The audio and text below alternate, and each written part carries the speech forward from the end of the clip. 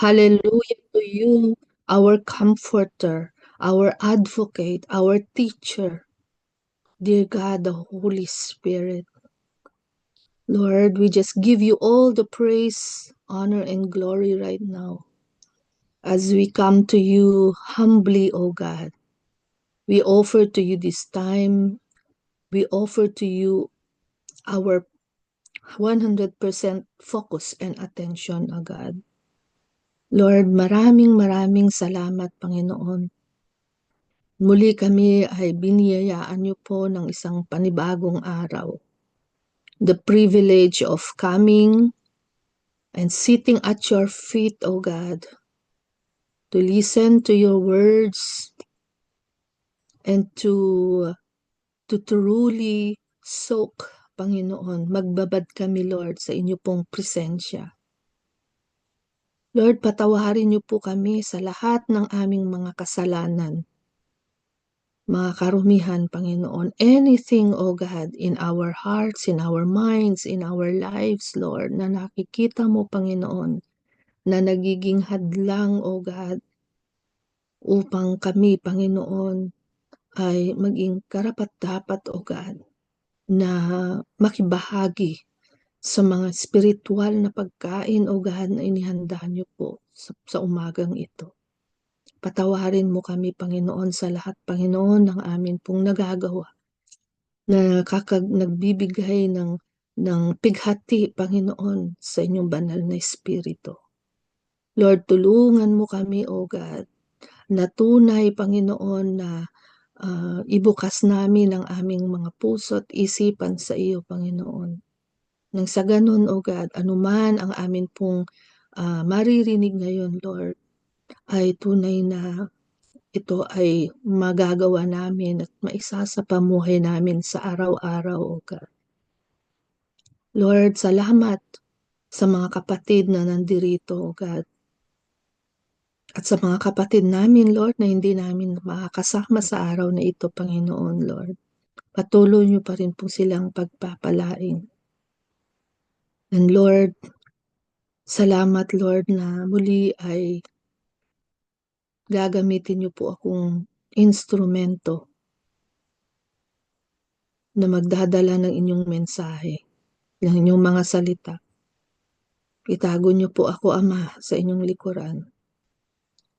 At tanging ang inyong salita lamang, O God, ang siyang aming matatanggap, Lord.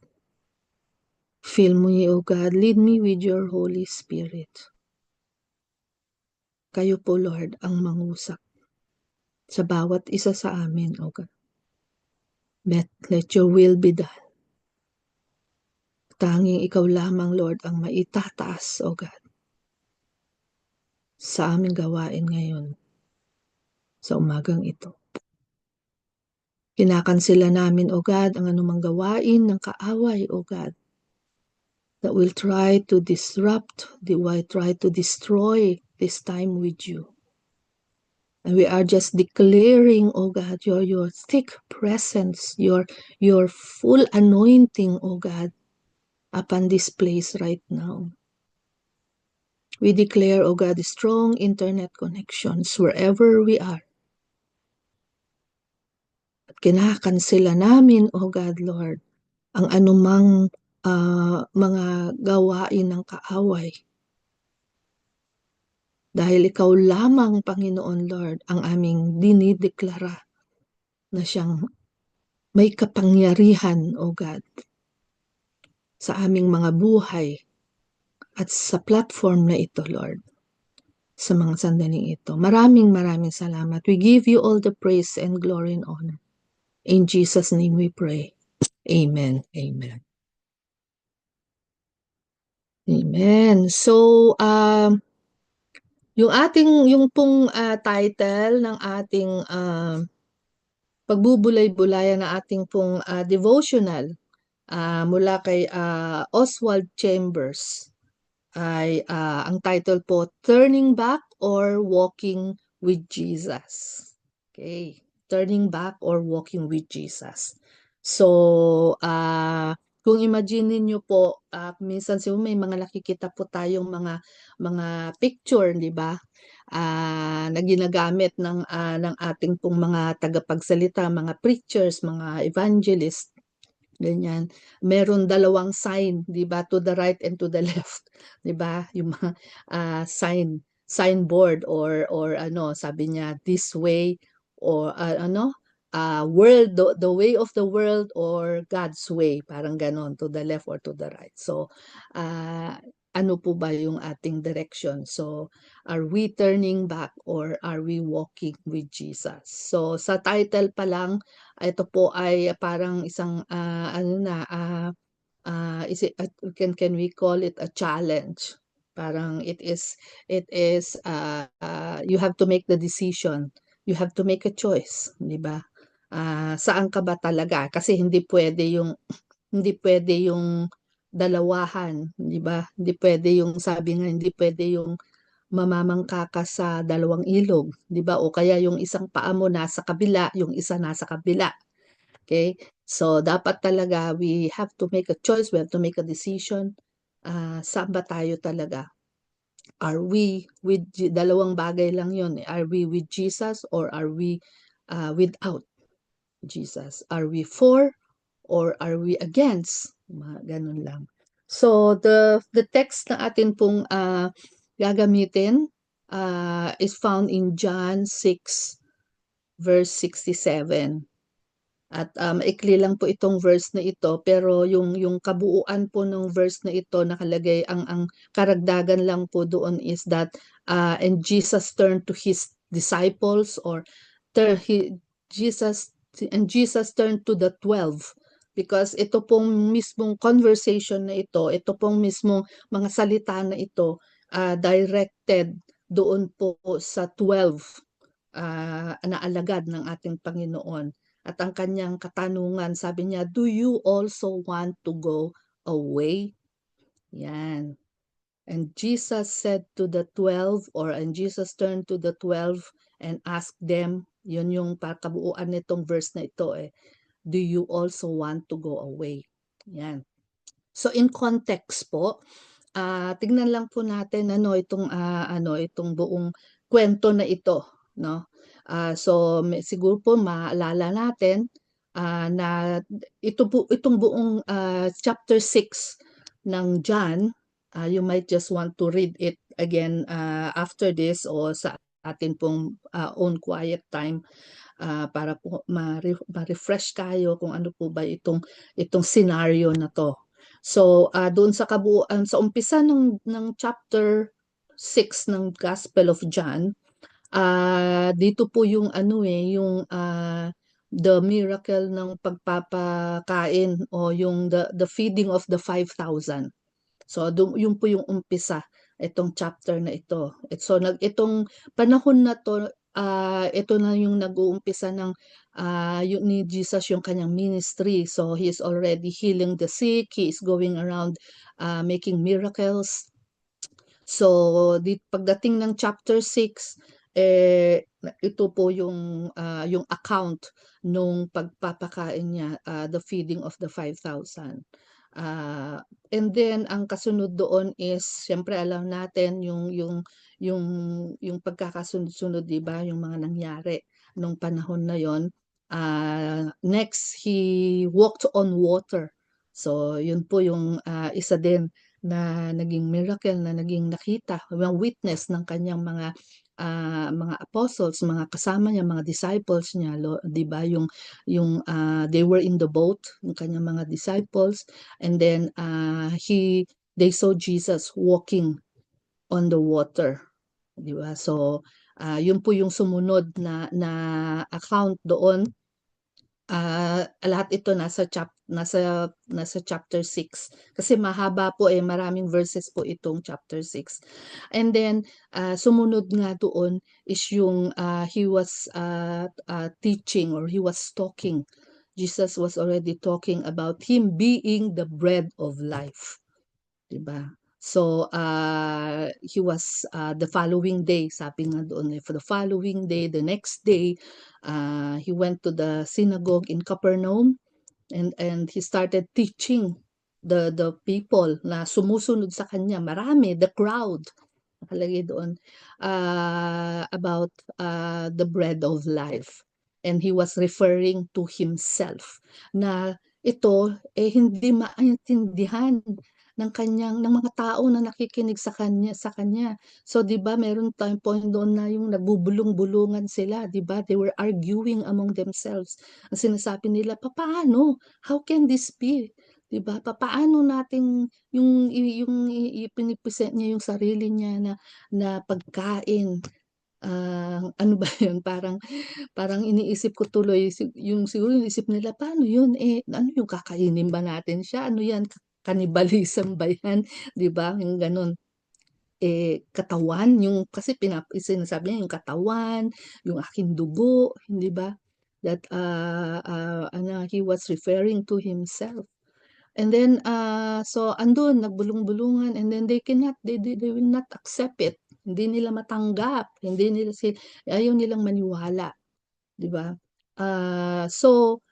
Whatever their reasons for being there, kasi alam naman natin yung iba, hindi naman talagang toong followers ni Jesus, kundi they were just following because, mga iba nakikiusi-usi lang din, or yung iba is because they have experience na merong ibinibigay si Jesus sa kanila, 'di ba? Yung pinakain sila, gutom na gutom sila, pinakain sila. Every time na meron silang need, merong ginagawa si Jesus para ma-meet yung needs nila. So, they were waiting for more, 'di ba? They were waiting for more. O yung iba talaga namang naniniwala. Ah,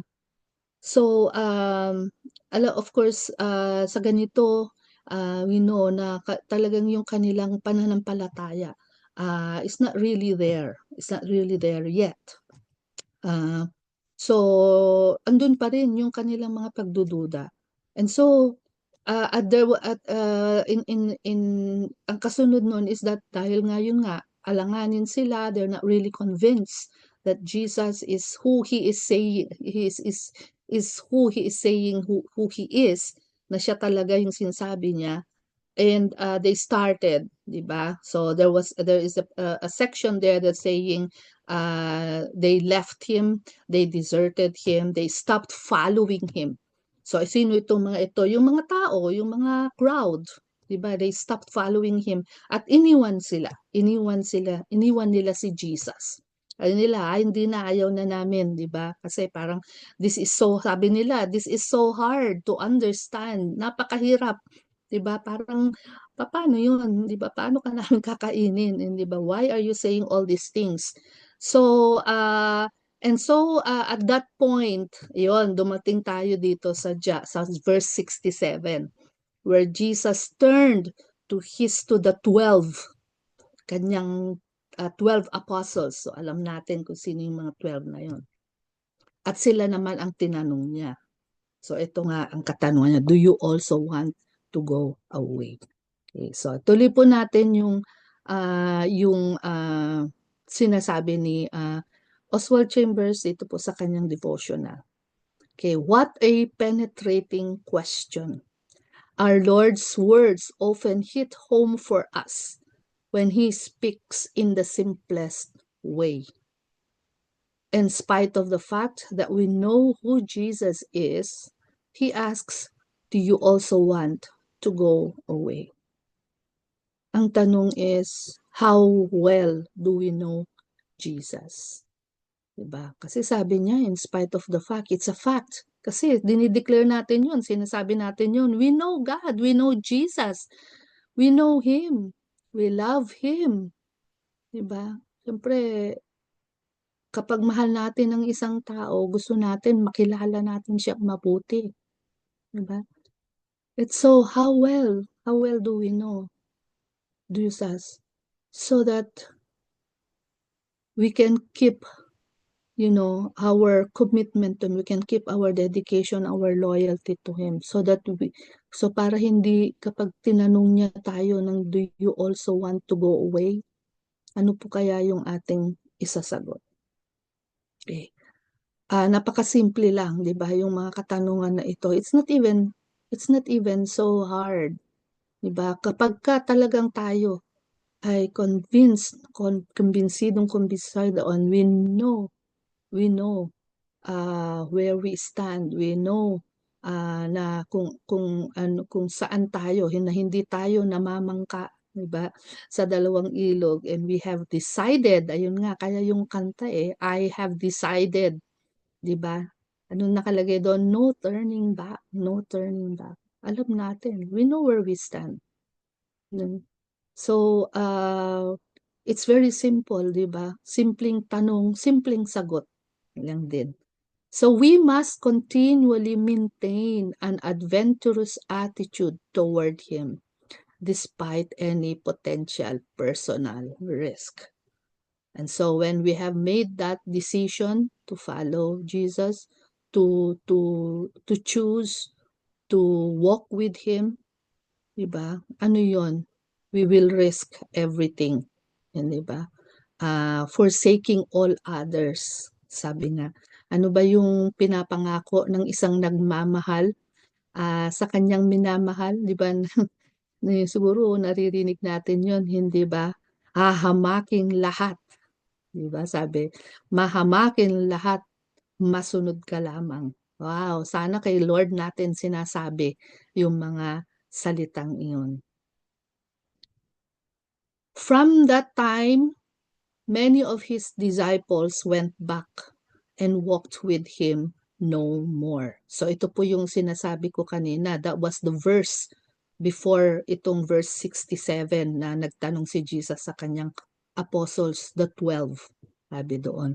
Pero itong mga disciples, itong mga followers niya, di ba? Yung mga nasa crowd. Doon sa verse 66, ayun nga, yung time na yon wala na. Sabi nila, ang hirap-hirap namang intindihin nito. Ang hirap-hirap namang maunawaan. Ang hirap-hirap namang tanggapin o paniwalaan. Sabi nila, ayaw na nila. These disciples, many of them, sabi, went back and walked with him no more. Hindi na nila tinuloy. Ayaw na nila. Iniwan na nila si Jesus. So, maraming mga kadahilanan minsan nakikita natin 'yan even in our time now, 'di ba? Lots of Christians, they give up the faith. They turn away from Jesus for so many different reasons. Kung minsan we know the reasons why, kung minsan hindi natin alam, it's just between them and Jesus. But a lot of Christians do this. They come up to a point where they just give up. Ayaw na nila. They turn back from walking with Jesus, not into sin, but away from Him. Diba? So, kung minsan, sabihin na natin nakakalungkot na mayroong ganitong mga nangyayari, 'di ba? Ito yung mga kung ginagamit pa natin ngayon yung salitang nagba-backslide na o nalilihis na ng landas, or maaaring natangay na sila ng ibang mga paniniwala. Lalo na po sa panahon natin ngayon, there's so many ideologies. There are so many beliefs. Napakaraming mga lumalabas na sumusulpot na mga may iba't ibang mga yung ano ba to, yung mga teachings din. And we have to be very careful kasi, alam natin, it is reality, it is truth na ng dami ng mga false teachings din ngayon na naglipa na. And Christians are not exempted, 'di ba? Kahit na mga Christians na sila. And that's so sad na ganito yung nangyayari sa Christendom, sa Christianity.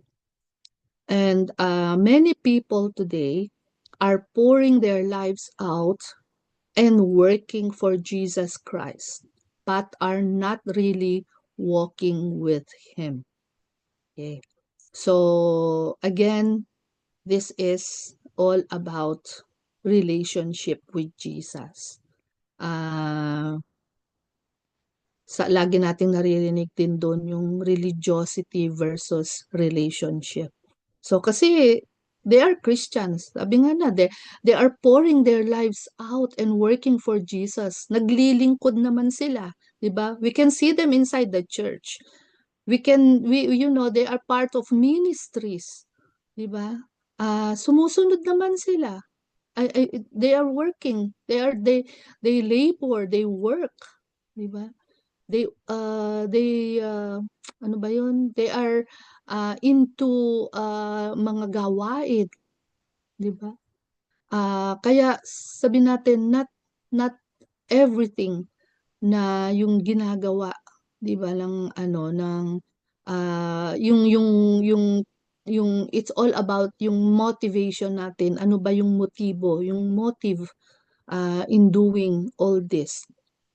Are we just serving the Lord? Are we just working for Jesus because out of duty or out of compulsion or napipilitan ka lang or because you just want the popularity, you just want people looking up to you, you just want yung maybe what yung kung ano din yung natatanggap in return. Do we want the fame? Do they want the position, influence? Napakarami, 'di ba? Ang daming mga motives ng tao. And so this is what it is. Sometimes these motives are obvious, and sometimes it is only God who can see, who knows kung ano ba yung reason for serving Him, for being a Christian. Are we just professing it, or are we just claiming it, or are we just living it out? But are not really walking with Him. So one thing God constantly requires of us is a oneness with Jesus. So one thing, okay, one thing, isa lang pala ang kailangan that constantly requires.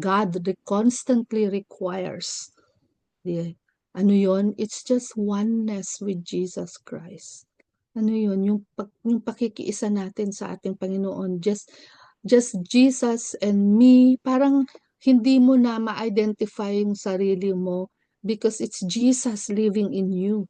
You are kung makikita ka nila, nakikita nila si Kristo sa buhay mo. 'Di ba? Sabi nga 'di ba, you die to yourself. And Jesus Christ will start living in you through His Holy Spirit. Okay? So katulad nga nung sabi ni Jesus, 'di ba? For I and the Father are one. Okay? I and the Father are one. So, sabi niya, may we also be one. You and me. Tayo at siya. Dapat ay iisa. Maging iisa. There is oneness. Oneness in what? Oneness in everything. Diba? Hindi lang tuwing linggo na nasa church tayo. Hindi lang tuwing nagbabasa tayo ng Bible. Hindi lang tuwing naglilingkod tayo sa Kanya. But in everything, in all of our life. After being set apart through sanctification, we should discipline our lives spiritually to maintain this intimate oneness. So the word is intimate. So if we are not intimate with Jesus, wala, hindi natin ma-achieve yung pagiging one natin sa Kanya. That oneness that God requires. That one thing that God requires, itong oneness na ito through our intimacy with Jesus. And it is only by the power, the presence, the guidance and leading, the constant dwelling of the Holy Spirit in us to be able to maintain, sabi niya, yung discipline na iyon sa buhay natin as we go through the sanctification process of power, sanctification work, transforming work of the Holy Spirit in our lives. Okay? When God gives us a clear determination of His will for us, all of our striving to maintain that relationship by some particular method is completely unnecessary. Kasi nga kung minsan yung ano natin is we want to do it on our own, 'di ba? Sabi niya personal, mga gumagawa tayo ng mga personal strategies natin. Ganito yung gagawin ko. Ganito yung ano, ganito yung mga plano ko, 'di ba? And you forget that yung plan ni Lord, yung will ni Lord ay yun ang dapat sanang nasusunod natin sa ating buhay. And how do we do that? And how do we know that? Through our intimate relationship with God. So ito nga, it is God who gives us that determination, 'di ba? Galing sa kanya yun eh. He gives it to us through the Holy Spirit. He reveals it to us. He puts it in our hearts. Yung desire natin, it's from Him. Hindi yun galing sa atin. Kapag sinasabi natin, I desire to follow you, God. I have decided to follow you. Diba? Saan galing yung decision na yun? Saan galing yung desire na yun? Galing sa Kanya. It's not from us. Diba? So, yung will ni Lord, diba? And all our striving to maintain that relationship, lahat ng ito ay galing sa Kanya. And how do we know that? Through our constant conversations with Him. Diba, Lord, ano ba yung gusto mo? Lord, ano ba yung kalooban mo? Lord, tama ba to? Lord, ano ba yung susunod kong gagawin? What's my next step? Diba? Lord, ano ba yung strategy mo para dito? Diba? And so all that is required is to live a natural life of absolute dependence on Jesus Christ. So, yung buhay na nais ng Panginoon sa atin, yun na yung magiging natural life natin. 'Di ba? Kaya nga yung laging yung human nature, yun lagi ang kalaban natin eh. 'Di ba? Kasi bilang mga taong naliwanagan na, bilang mga taong sinuko na natin ang buhay ang ating buhay sa ating Panginoong Hesus. Yung human nature na yun, hindi na yun ang dapat na nangingibabaw, hindi ba? Kundi yung buhay, yung supernatural life na binibigay sa atin ng banal na espiritu ng Diyos, 'di ba? And that becomes until through as we mature, as we are being sanctified through and through, yun nagiging natural life natin yun, yung supernatural life na yun na galing sa Kanya. Kaya merong word na ginagamit natin, supernaturally natural. Diba? Kasi yun na yung magiging nature natin because Jesus is living Jesus is living in us. It is the Holy Spirit living in us, dwelling in us. So, yung supernatural life na galing sa Panginoon, supernatural life ni Jesus Christ, yun na yung magiging nature na natin yun. And that is what God requires, that oneness natin sa ating Panginoong Jesus. Never try to live your life with God in any other way than His way. And His way means absolute devotion to Him. Wow! Diba mga kapatid?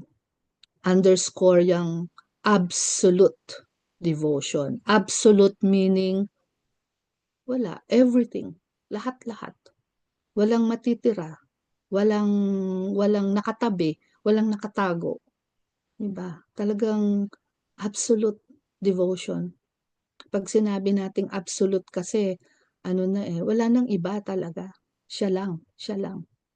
Kabuuan, buong buo yung devotion natin sa Kanya. Showing no concern for the uncertainties that lie ahead is the secret of walking with Jesus.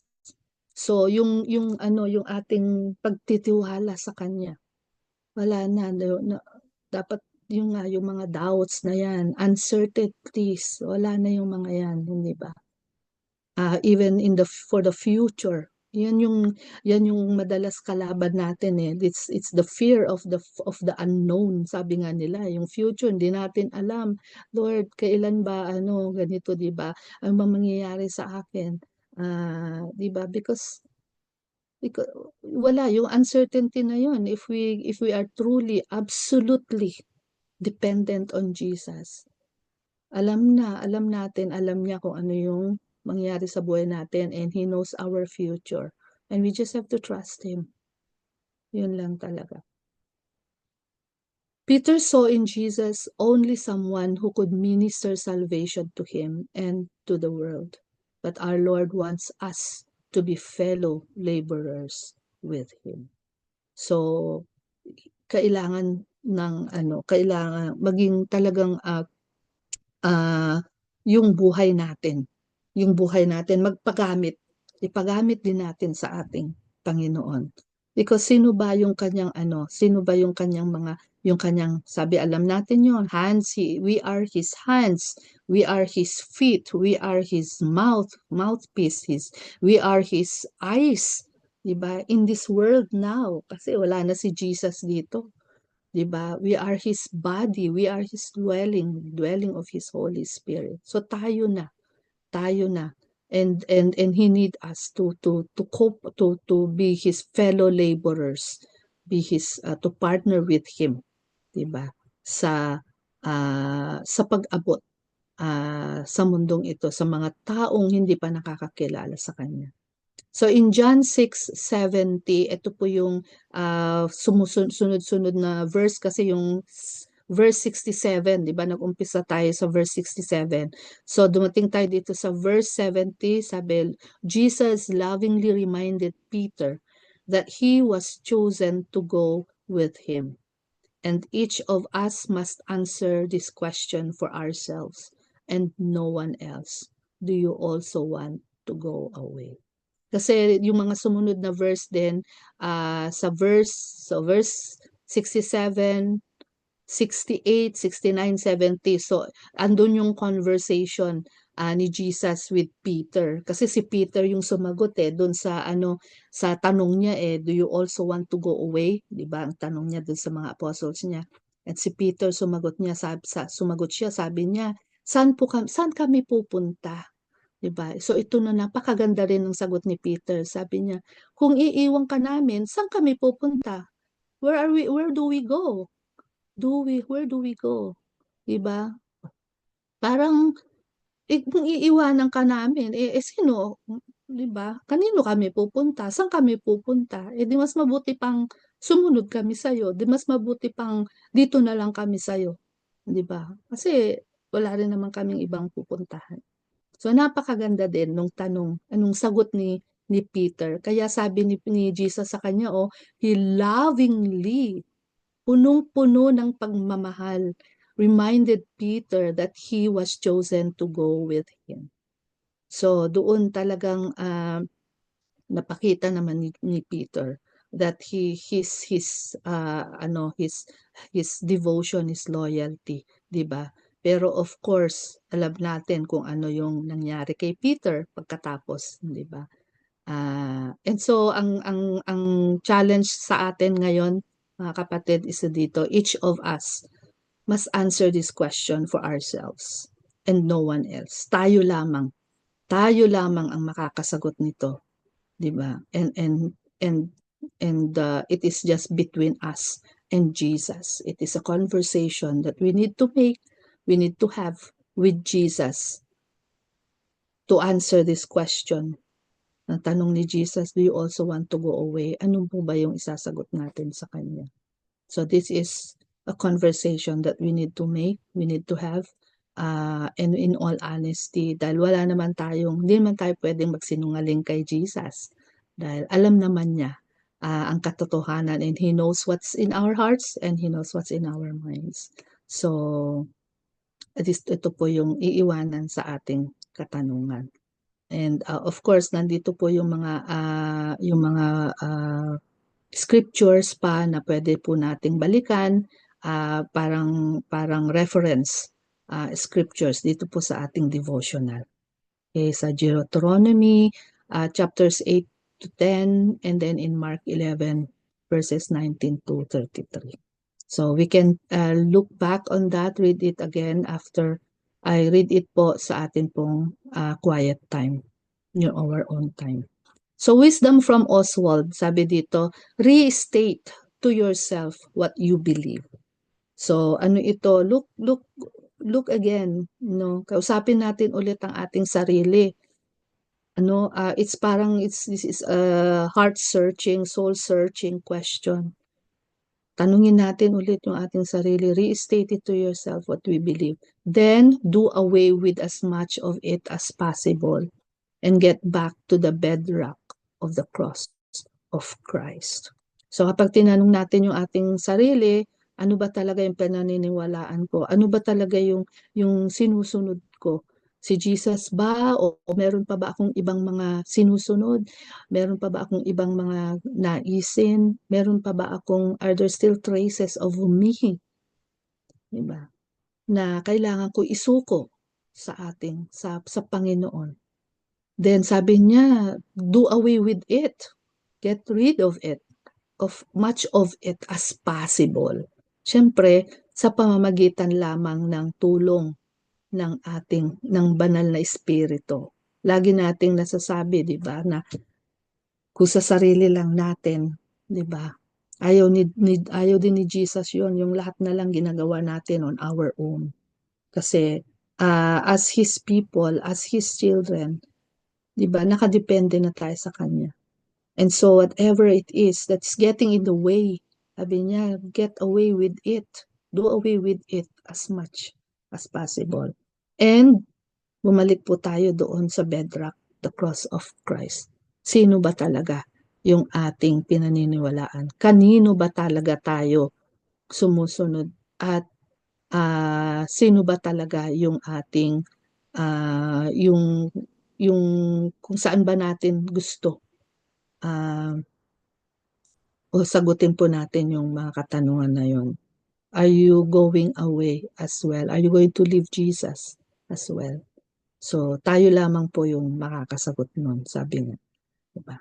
Okay, so maraming salamat mga kapatid. Tayo po yung manalangin. Hallelujah. Hallelujah. Yes, Lord, we give you glory. We thank you, Panginoon Lord, for speaking to us.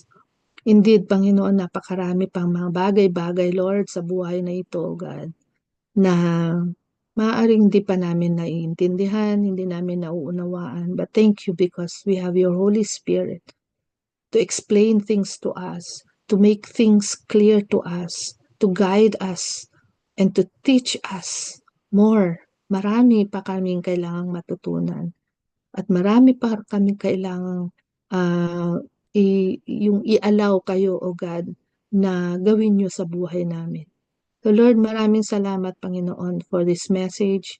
Help us truly, O God, to have that quiet conversation with you again and search our hearts, O God. And just to allow you, Holy Spirit, to continue to work in our lives until such time, O God, na yung haharap kami sa aming Panginoong Jesus at tunay na maririnig namin mula sa inyo, O God, na ang buhay namin tunay na naging kalugod-lugod sa inyo, Ama. Dahil pinili ka namin, O God. We chose to go with you. And pinili namin, we made that choice. We have decided to follow you. And we are not turning back. And nothing can get in the way. Full surrender sa inyo, Panginoon. Thank you, Lord. In Jesus' name we pray. Amen. Amen. Amen. Okay, so sige po, sa atin pong blast prayer time, pwede ko po bang hilingan to pray dun sa ating unang wait lang po, let me just Wait lang po. I-share ko muna yung ating, oops. Ito. Nawala yung ating prayer blast. Wait lang po. I-share ko ulit. Share screen. Yan. Okay. So, unahin na po natin yung ating prayers for healing. And pwede po ba nating hilingan wait lang, hindi ko makita. Ayan. Sister Flora, are you able to lead us po dito po sa prayers for healing?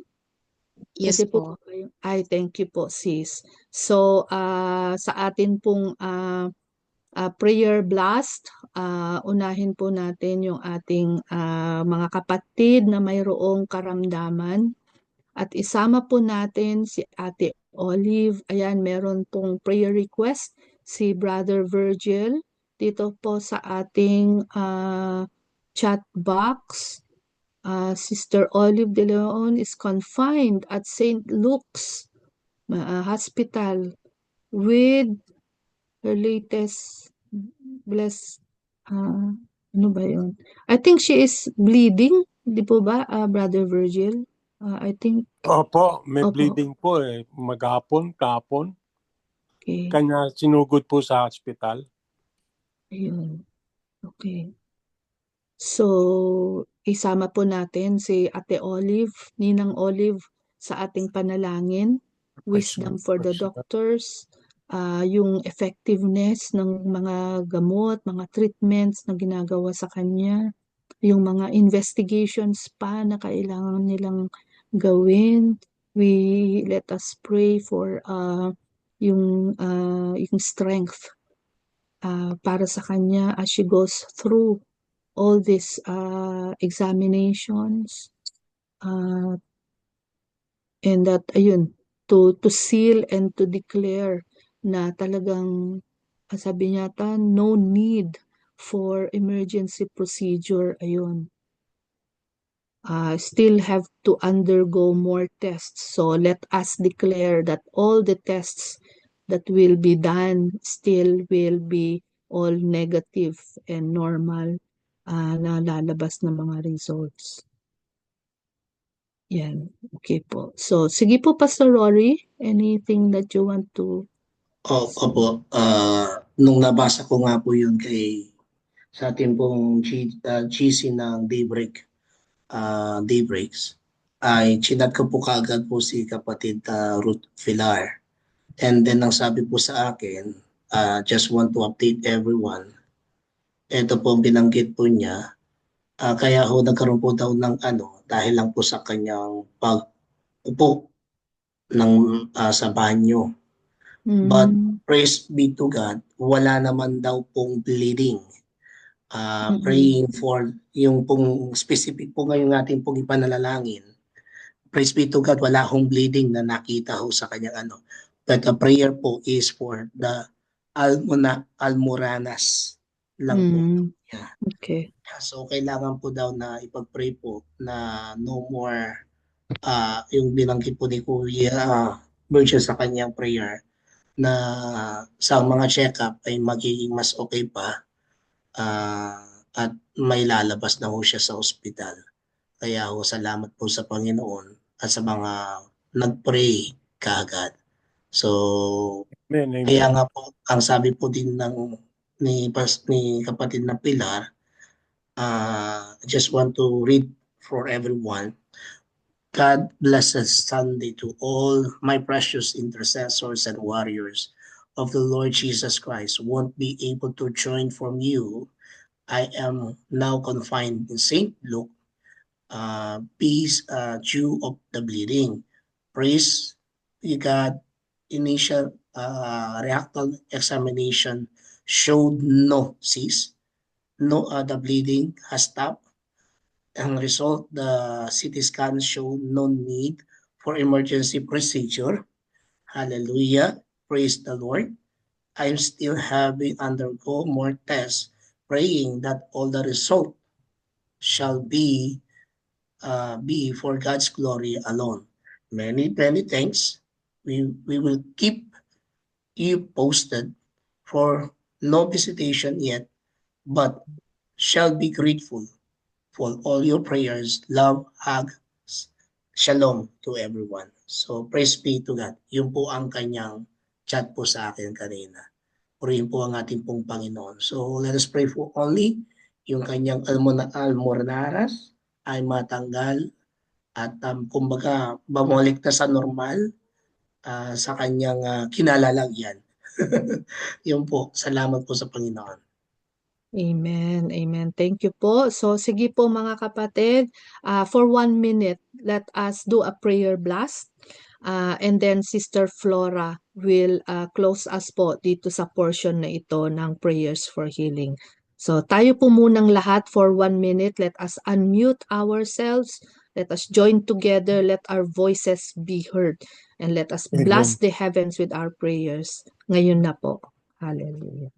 Lord, we lift up to you, Panginoon, all our brothers and sisters who are needing healing, O God, declaring, Lord, you are Jehovah Rapha.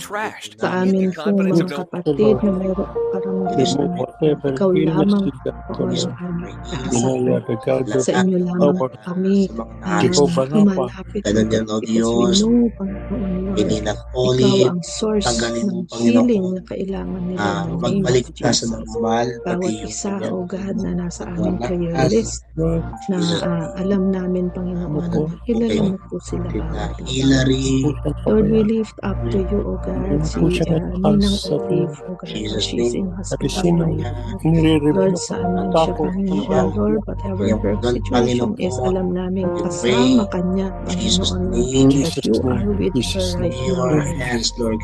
Lord, we declare the bleedings to stop, Panginoon. Kung ano man, Panginoon, yung nagiging cause ng bleeding, O God, na ito ay mawala na rin in the name of Jesus. Lord, we declare all the test results to be normal. We declare strength for her, O God. And we just declare, Lord, yung kanyang kalakasan, Panginoon, that you will sustain her, O God, and maintain her. Wisdom for the doctors as well. Peace for the family. In the name of Jesus. Amen. The word of God said in Jeremiah, "Save me, Lord, and I will be saved. Heal me, Lord, and I will be healed." And so, Lord, we declare healing, Lord God, to Pastora Olive in the name of Jesus. Lord, you are the great healer, and we hope in you and we trust in you alone, Lord God, that you are the one who is in full control. We just want to say thank you, God,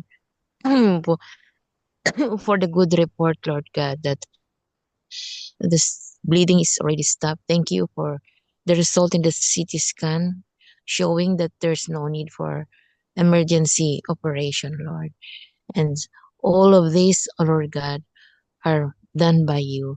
That, Lord God, it is an assurance, Lord God, that there's no deeper problem on that except the almoranas, Lord, to be removed if it is needed, Lord God.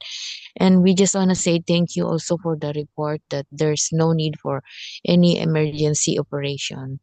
And Lord, we just want to say thank you that the life of Pastora Olive is in your holy hands, oh God.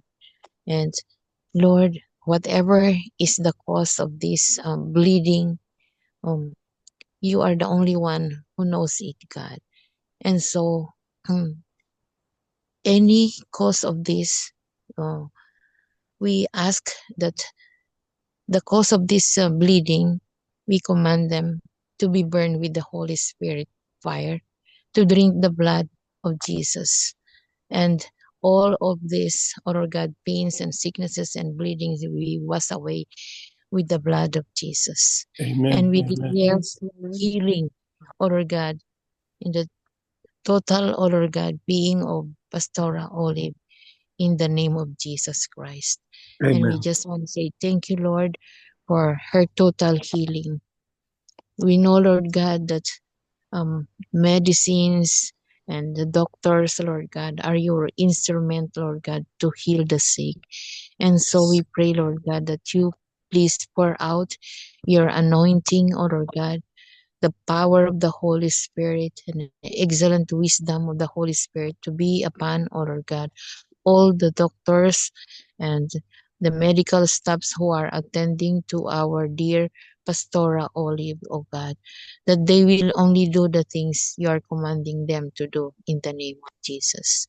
And we pray, oh Lord God, for peace, Lord, be upon Pastora Olive right now.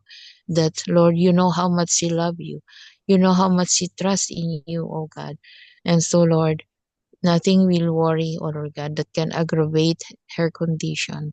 But because she rely on you and she depend on you, Lord God, she is relaxed, Lord God, trusting that you, O Lord, who is in control, the giver of life, our creator, our great and mighty God, is in full control, who wants to give her a long life, a healthy life, fruitful life, and a prosperous life, oh God.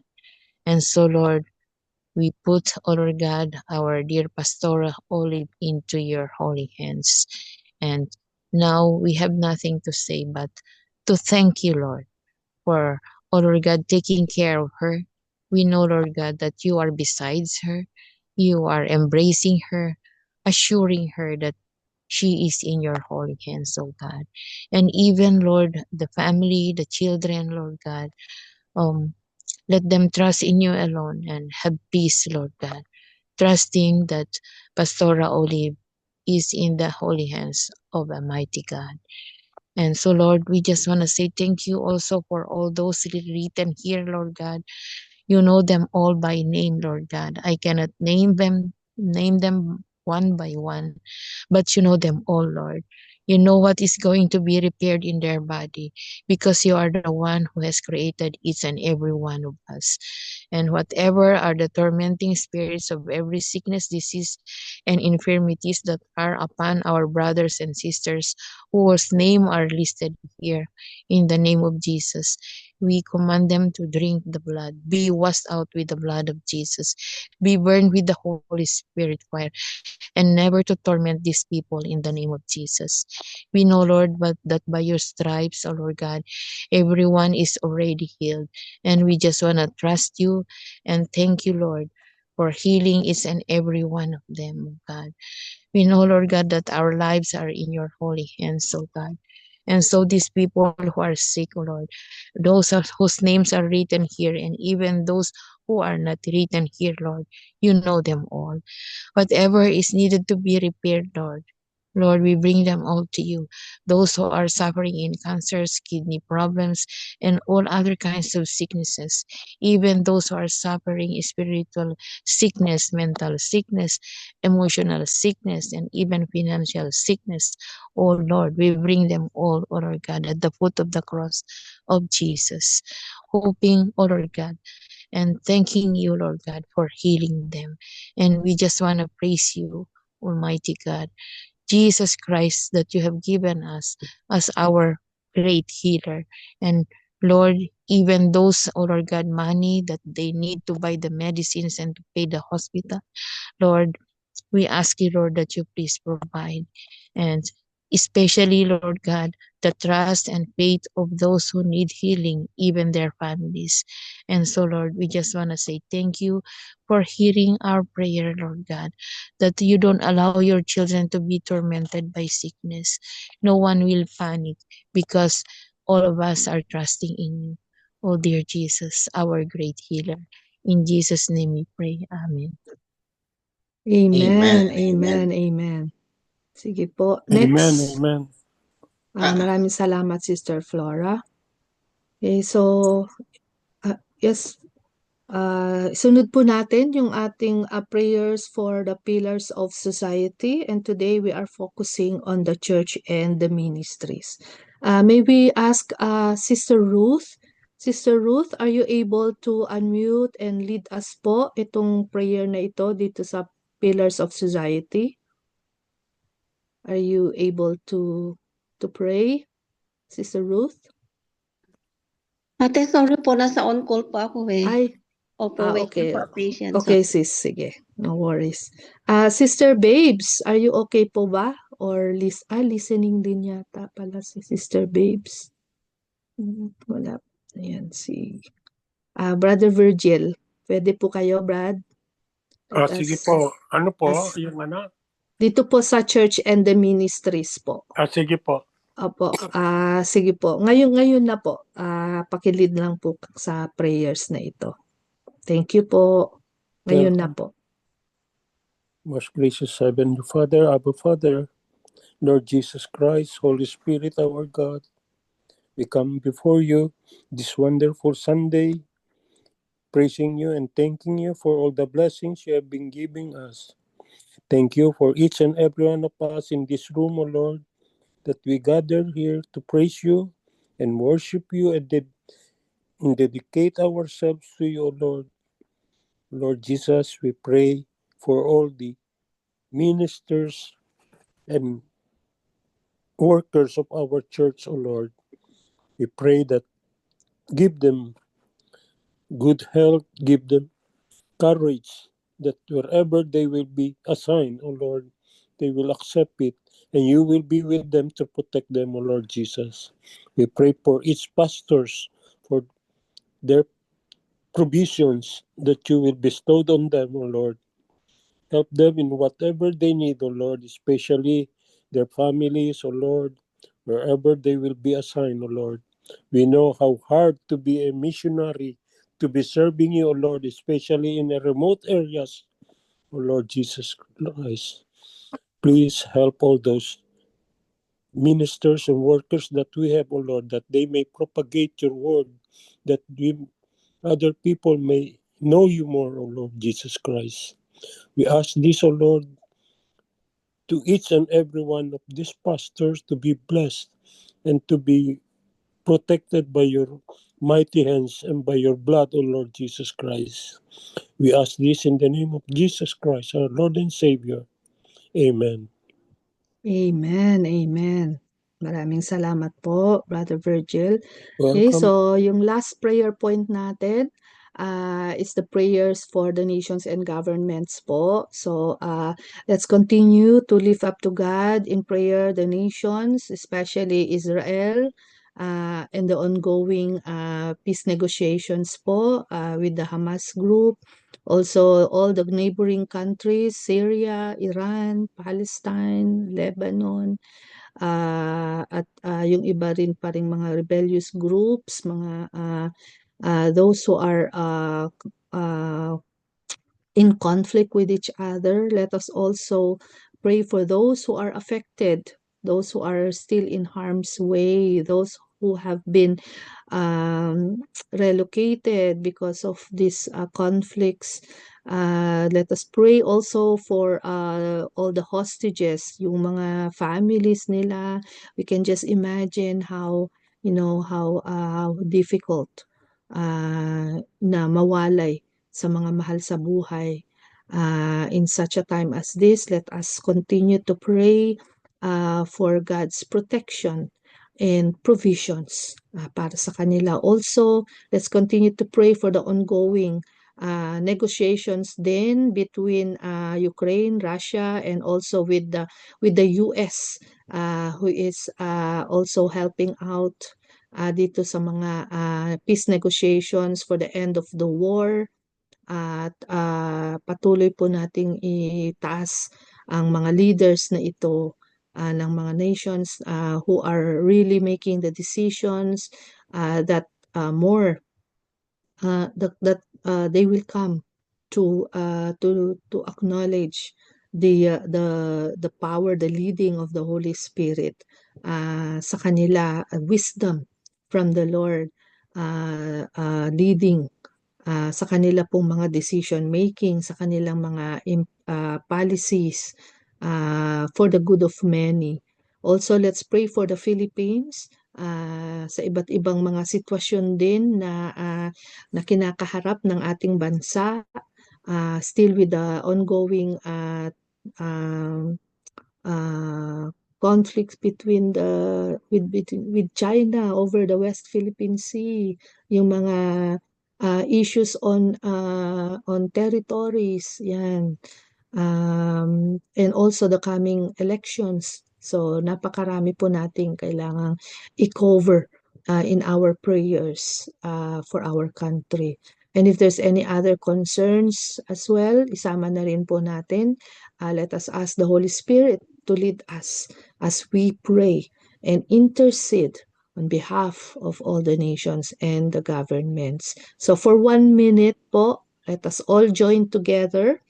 Let us unmute and let us open our microphones. Tayo pong lahat sama-sama dito po sa panalangin natin. Prayer blast for the nations and the governments. Ngayon na po. Hallelujah. Hallelujah. Yes, Lord. We give you all the praise and glory. You are the God of all nations.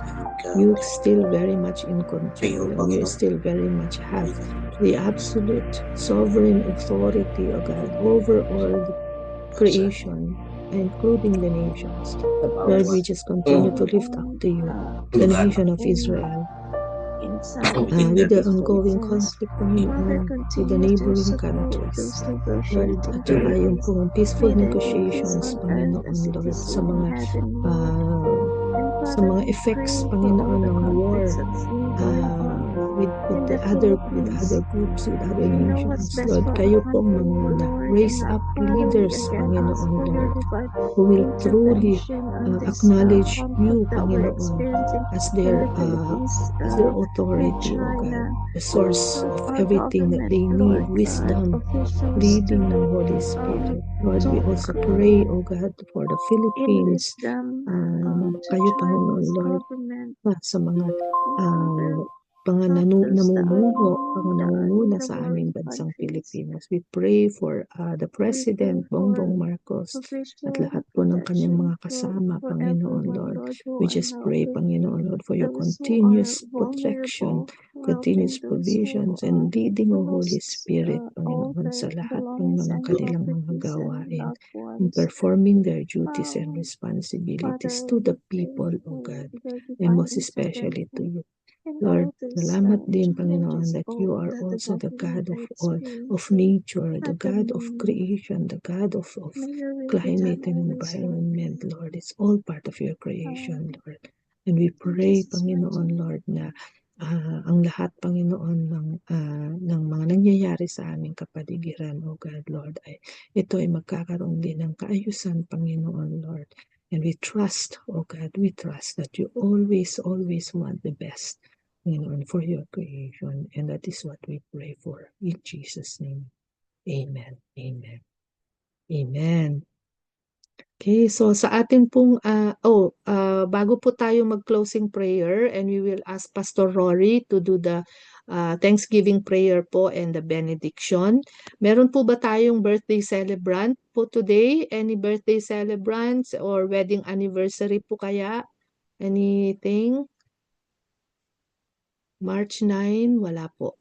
Yan. O sige po, hilingan po natin si Pastor Rory po sa ating Thanksgiving prayer and benediction na po, Pastor. Thank you po. Salamat din po. Sige po, bago po ako mag-prayer sa panalangin pasasalamat, welcome po natin dito si Ruth Pilar. Nandito po sa ating pong kalagitnaan. Welcome, Sister Ruth. If you want to speak some, to update us to you at saka kay Nanay Olive. Pwede po kayong Hi, opo, good afternoon. Good morning po pala sa inyo. Yes po, actually I will go to the hospital pa lang po this afternoon. Pero ang sabi po nung doctor, my mom will have her colonoscopy tomorrow morning just to check.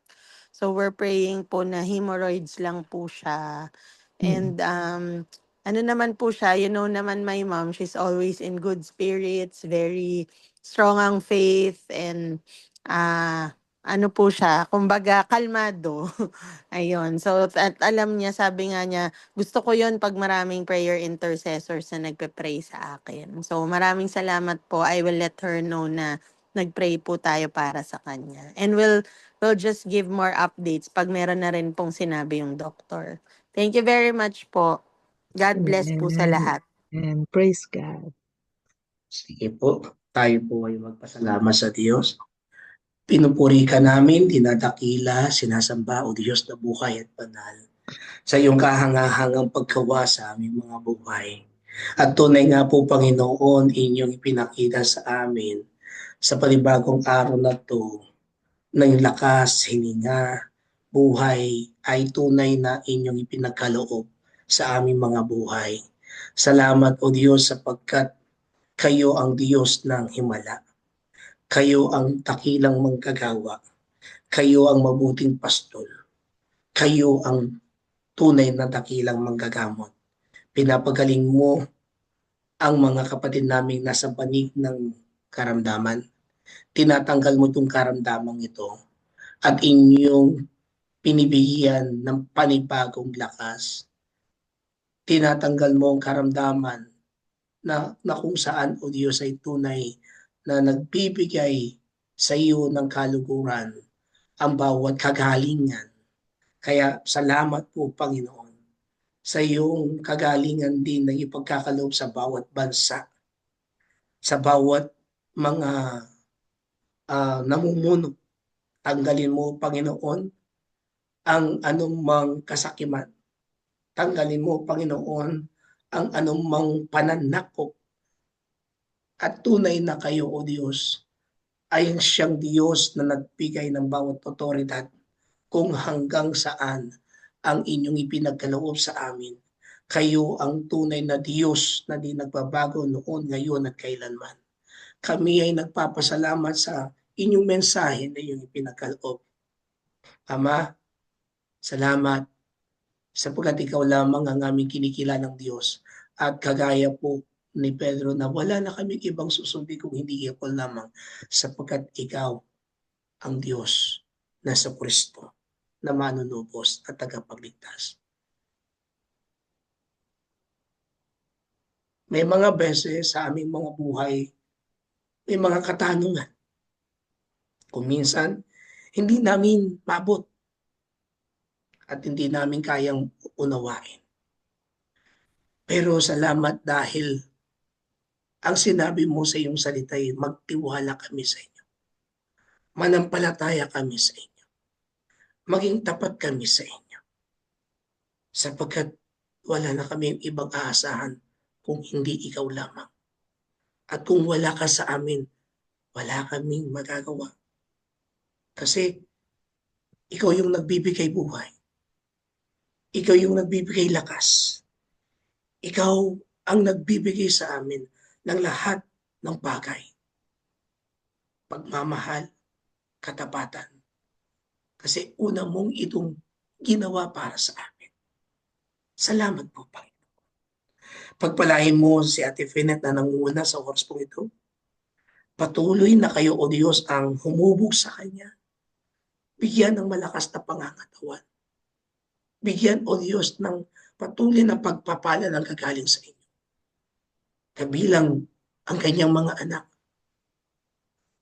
Pagmula kay Rain, kay Harsi, sa kanyang anak na lalaki, Panginoon, sa kanyang mga apo, mga manugang.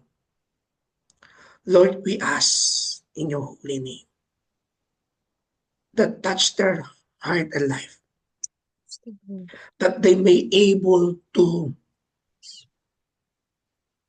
completely returning to you, completely surrender to you their lives, and to worship you, to serve you.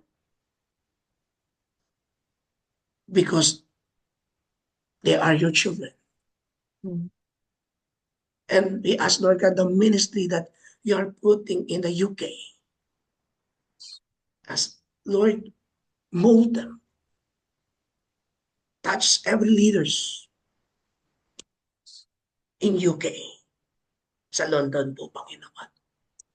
Kaya dalangin namin, patuloy na palutan po ninyo sila ng inyong banal na presensya. Yes, Lord. I ask, Lord God, to set your angels upon them. And every person, leaders, that having the stain upon you, Lord God, give them, Lord God, a strong heart, a wisdom that comes from you, the leading by you, Lord God, when they are sharing, talking about you. Lord God, may your Spirit dwell in their lives. And as they gather, continue, Lord God, to manifest and dwell in their midst. In Jesus' name. Kami rin pong naririto sa TV Global. Thank you for your mighty hands that we see right now. Your hands that being covering us, the hands that you beings show us, Lord God, offer us. Lord, thank you. And we ask, Lord God, bless each every one of them. Bless our family. Bless their works, our works. Bless the ministry that you are been building in our life. Because you are only one that we serve. You are only our God. And we ask, continue to lead us. In the mighty name of Jesus Christ, our Lord and Savior. Amen and amen. Amen. And I'll receive the benediction of our God, the Father, the Son, and the Holy Spirit. The love of God, the peace of God, the hope that comes from Him, because His promises are true, that He will never leave us nor forsake us. He's our mighty conqueror. He's our great healer, our great provider, because He is our Father who loved us deeply, in love with us. And as we leave and departed from this platform, may we continue upright in His love and His presence. In the name of our Lord Jesus Christ. Amen and amen. Amen. Amen. Amen. Thank you po, Salamat po. Pastor. Thank you, Salamat po. everyone. Pinette. Thank you, Thank you Pastor. po. So, sige po, before we leave, paki-open na po yung ating mga camera para po sa ating picture taking before we do our announcement. Mabilis lang po. Sige po. Okay, are we ready? Yan. Okay. Yan, Sister Pilar, hello. And, okay, ready? 1, 2, 3, smile. Yan, thank you po. So, Maraming share po ko lang po salamat. ulit yung ating screen para po sa ating schedule very quickly. So, tomorrow po ang atin pong tagapanguna, ang atin pong devotion leader ay si Sister Babes. And then on Tuesday, si Sister Lydia. Sa Wednesday, Sister Rona. Thursday, si Brother Virgil. Friday, si Nanay Conchita. Saturday, Sister Elisha. And then next Sunday po ay si Sister Ophel. So, yun po yung ating schedule. Tayo po ay always excited to be here every day para po sa ating Panginoon. Okay, so God bless everyone. God bless God bless everyone. everyone. Thank you. Welcome.